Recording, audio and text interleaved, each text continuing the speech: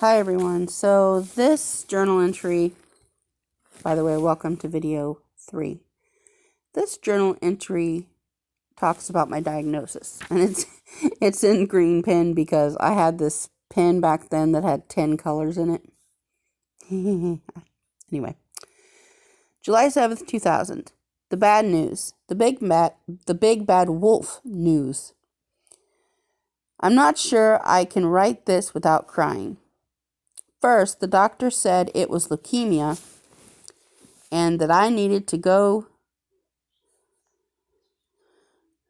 for a bone marrow transplant test. I got to Dr. V's a little before noon. I was feeling nervous and queasy but calm because they gave me Ativan. It helped me to be less nervous, but that didn't last long. 9:24 p.m. I feel like a queen of a mountain of worries, and I'm sitting on a throne of fear. I have had an overwhelming day,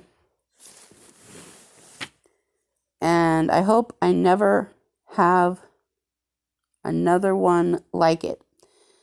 I couldn't stop crying, but it helped to have my stuffed puppy Oreo to hold. Tomorrow I go to get a catheter in me. I'm nervous, and we are staying at Stormont Vale for 4 weeks. Everything is such a rush, especially now that I've got leukemia. This has been so unimaginable. So that was in July.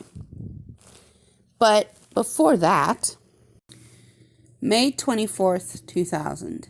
Before I start my daily entry, I'd just like to say that what I mentioned yesterday is still frustrating. But the great news is I got up in the morning. It's great because I usually sleep till 2 in the afternoon. May 25th, 2000. And this was right either after or it was really close to graduation. I don't know if it was after or before. Anyway, I finally did it right. I got up in the morning and then I went to bed at night. Plus, I yawned, and once my head hit the pillow, I slept. You see, my sleep patterns have been off a bit. Oh yeah, I'm doing the Awash dictionary for verbal Awash only. It's fun because I'm using Uno cards to select the pages.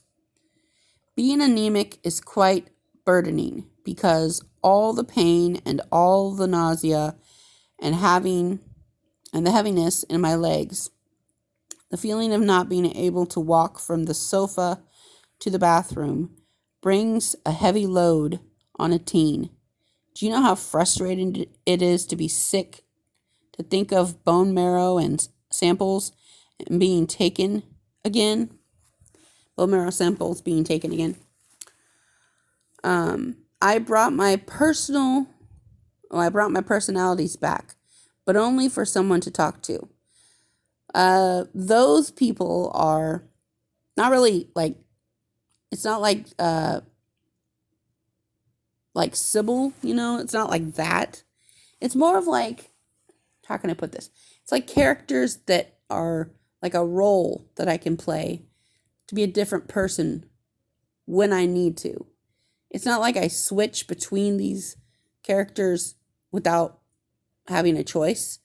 I choose to be these different people. Like, each of them has their own unique things. Like, there's a courageous person, and they kind of just help me transition by my own choice. It's not my brain switching on and off without my permission. So, anyway.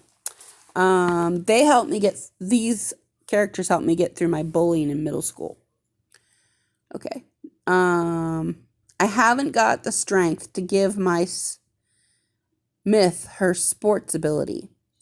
Pearl has her wheelchair and Silence and Laura have sign language dictionaries.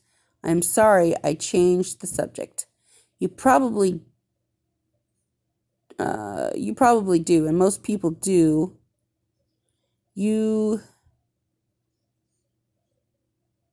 see, I don't like special treatment, and that's what I feel like I've gotten. I know everyone has intentions, but I don't know. I guess this anemia thing just caught me by surprise. That's all about that. I've started writing a collection of secret poems, all of whom I will or will not read, depending on how I feel. My favorite poem is Eternal Tears and Out of Order. Not very sure if I have those poems anymore. Actually, it's all of them. I have read all of them to family, but not to friends. I thought about writing them in Awash, but decided not to, unless I don't want to read. I realize Awash is pointless, except to me, but I need to accomplish this one dictionary and still lift a strain off of my shoulders. For now, I guess that's all. Okay, so here's one of the key pieces of my cancer journey. This happened to be the scariest moment in my life. And this entry actually proves not only that God is real to me and that he is good and that he can do miracles, but also that it told me about my future. I was 19 when I had cancer, so yeah, my future hadn't exactly started, and this is what I heard. Okay. I just heard the most depressing news. According to Dr. V, they'd be surprised if I got better. They think I'm not going to get better. In other words, it's all downhill from here. Isn't that depressing? I don't think I'll be old enough to blow dust off of you, meaning the journal, and say, "Oh my, this is my this is my old journal," and cry and read you. But Josh has a good point. If I could be dying in 2 months, but am I? No. Not that I know of. See you tonight. May 27th, 2000. Dear Grandmas, everything happened. I found what could be a lesion on my arm that hurts. I felt ugly as a troll who had been given beauty tips from Medusa. That was the bad stuff. The semi-bad stuff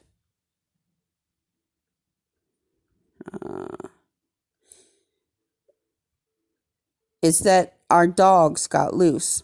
I don't know if you know them or not. And that was when no one was around. Luckily, I got them back with some patience. So this journal is actually not the real cancer journal. This is the remake. It's the real cancer journal. It's been through some stuff. So,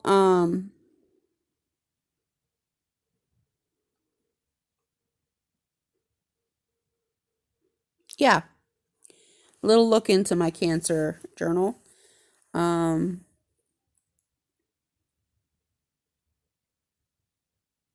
Back then, my friends, they used to say, well, a few of my friends used to say, you know, they didn't want to hang out with me because I did nothing but Awash and used my personality characters, and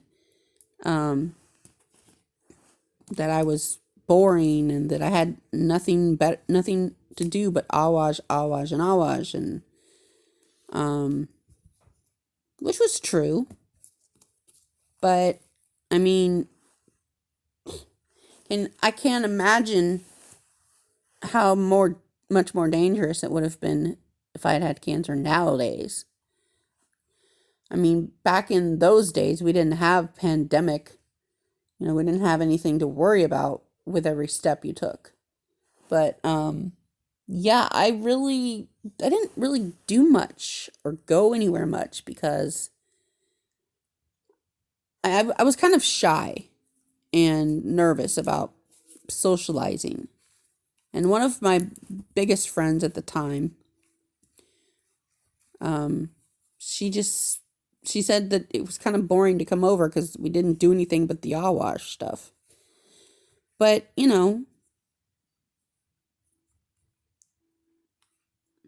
I guess I'm one of those people that tends to be the same way no matter how old I get because, I mean, Awash has like dramatically changed. I'm not obsessed with that much anymore. But yeah. Um, One thing that was significant was in school, my teacher, there's this class in high school called physiology where you learn about the body, the blood, the bones, the inner workings basically of the human body. And that was like the class where we did animal dissection. We did pigs, not frogs. Ugh. Anyway, one point I was coming from this program I did at the Stromotville Hospital back then, and I remembered I used to be able to walk from the bus stop that the bus dropped me off, which was at the corner um, of the school grounds. I used to be able to walk from that point all the way into class, no problem. And one day I stopped in the gym. I was out of breath, and I wasn't fat at that. I wasn't fat at that time. I was like, I don't know how much I weighed, but it was not how much I weigh now. And I was out of breath. And I thought that's weird. And I remember going to the doctor and getting tested and whatever for whatever. And around that time, when I'm about to graduate, right? So everybody was having senioritis at that time. That's where, you're nervous about what am I going to do about graduation and college and all this blah, blah, blah. And I started experiencing way more nervous symptoms than people thought I should, like way more nausea, way more anxiety, way more, like, how you can make yourself sick with nervousness. Yeah, well, they thought that I was over worrying and being overly senioritis-y. So finally one day, I'm not sure if this was before graduation or after graduation, but sometime around graduation time, I got this call. I don't know if maybe it was before graduation. Anyway, my physiology teacher, he said, don't come to class. You are going through physiology. And I remember the rest of my school year, I just didn't come to school because of the cancer symptoms that I was experiencing. And that bothered me because I love school. Not so much the people in the school because they tended to be rude to me a lot. Not so much in high school as in middle school, but I liked the teachers and the schoolwork, and it really made me mad when I couldn't go back. Anyway, so one day I was before the cancer stuff was diagnosed, I got this call. I was at home, and the phone call said, you need to go to the hospital now. You are bleeding inside, or something to that effect. That just scared the P1 out of me. And I think I called my mother, who was at work, and I told her what was said. And yeah, I had never heard of anemia before, or I had never heard of platelets or hemoglobin or transfusions or anything before I had cancer. And believe me, if you're scared of needles, if you get cancer, you will see a lot of needles. I used to sleep with my arm laying to the side because when I finally got myself to sleep in the hospital, that's when the nurses would come in and go, vitals. And they'd shake me like, vitals. I'm like, I'm trying to sleep here. So I just laid my arm out when I slept. But yeah, I have never had breast cancer, thank goodness. I have never had bone cancer. I've never had any other cancer, just the blood cancer. But cancer is scary. And you know how the symptoms of COVID are like, you don't have sense of smell or sense of taste? Well, I don't know, but I think the cancer treatments that I did killed my sense of smell. Because I'm trying to explain, when they read you off all those questions and you're like, well, yes, but, it's like, no, I don't have a sense of smell, but, and, everybody's like, you don't have a sense of smell? Oh my God, do you think, it's like, wait a minute, can I explain? I have not had a sense of smell ever since the cancer. So, I mean, I hate it when they ask you all these generic questions. Because, like, do you have a cough? Well, yes, but I have allergies. I have chronic bronchitis. So it's like, this cough is not related to that. Or the sense of smell thing is not related to that. Or, and the doctors ask you all these questions. You're like, yes, but. So, I wasn't so concerned about my hair.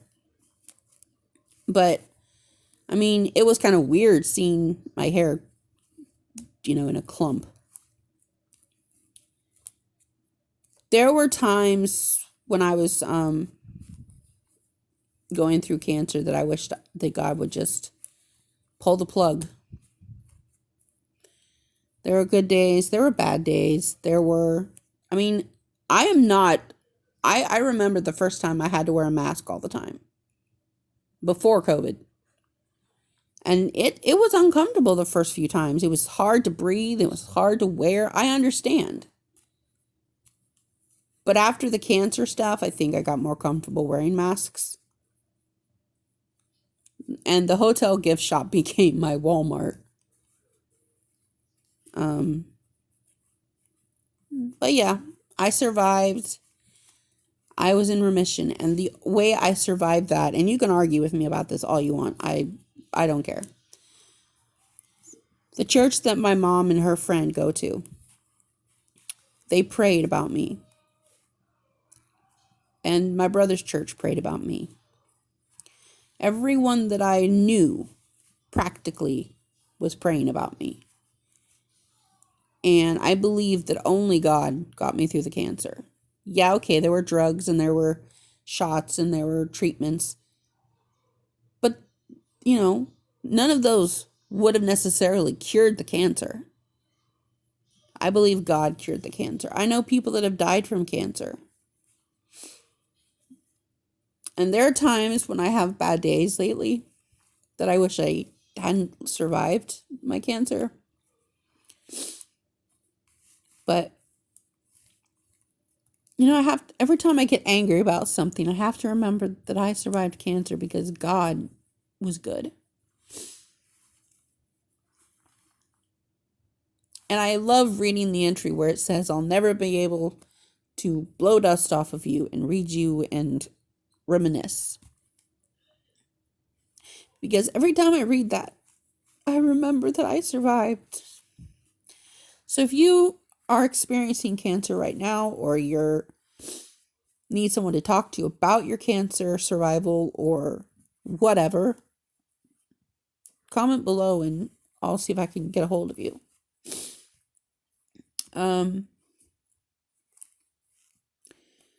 I think one of the saddest moments of cancer, not mine, someone else's.